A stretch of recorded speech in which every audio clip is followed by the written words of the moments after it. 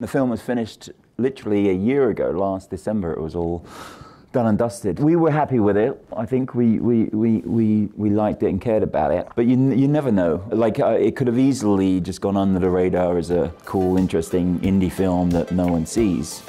I think we prefer it this way. Yeah, no, definitely.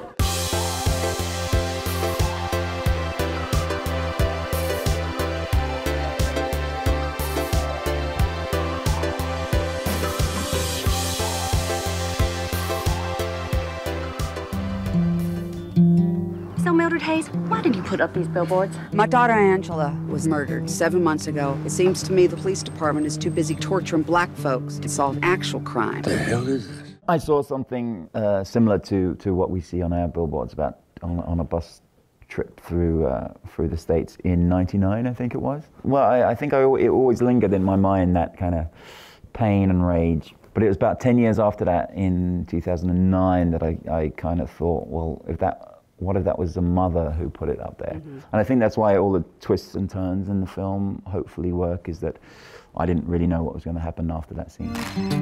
Dixon, I'm in the middle of my goddamn Easter dinner. Sorry, kids. I know, Chief, but I think we got kind of a problem. We've had 2 official complaints about those billboards. From who?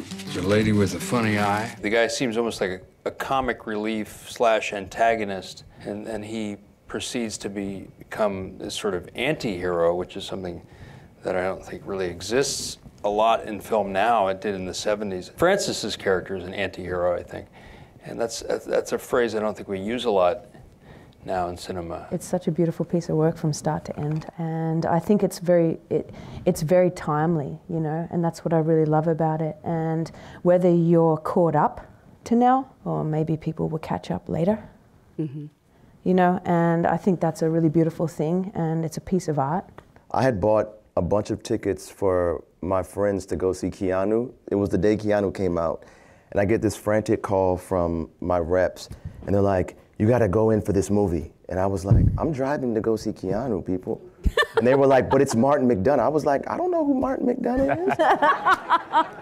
and then they sort of had like a conference call where they got like the whole team. They were like, "No, you've got to do this." I literally did a back-to-back In Bruges and 7 Psychopaths, and I said to myself, this guy is incredible. Daryl, you are an idiot for not knowing who he is. Shut up. What is it like on a set when you know your characters aren't always being nice to each other? Like, I don't know how many times you threw Caleb out a window. We had an amazing stunt guy who was incredible, and we would do a bait and switch thing with Caleb and him, and it was all set up. It was very well rehearsed, that whole thing. But yeah, you know, Caleb and I really bonded. I think Caleb wanted to stay away from me.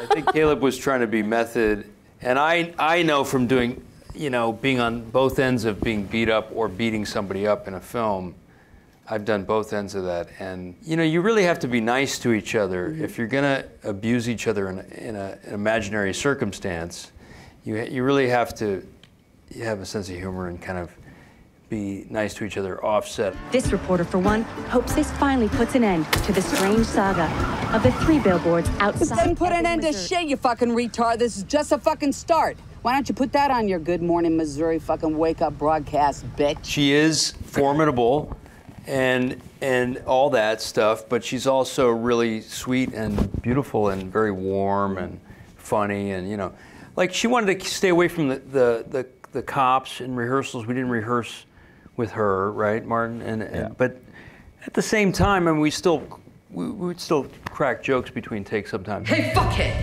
What? Don't say what, Dixon, when she comes in calling you a fuckhead. What's beautiful about Frances is she's so involved in what she's doing, and she's so there, and so much work has led up to that, and same to be said of you. You know, so much work leads up to that moment, that moment does become free. You know, and that's really beautiful about working with someone like Frances. You ain't trying to make me believe in reincarnation or something, are you? Because you're pretty, but you ain't her. I call her Mama Fran because, like, immediately she, like, adopted me, and, like, she is, like, the sweetest person. Like, I did hear people kind of be like, you know, Frances McDormand, she's tough, you know, like, be careful, you know, you don't want to. And the minute I saw her, I was like, it was like this embrace with her, and I just felt all this warmth super from warm, her, and super she's just the best. But the town is dead set against these billboards. You know who threw that can? What can? How about you, sweetheart? No, I didn't really. Took a pull, did your father?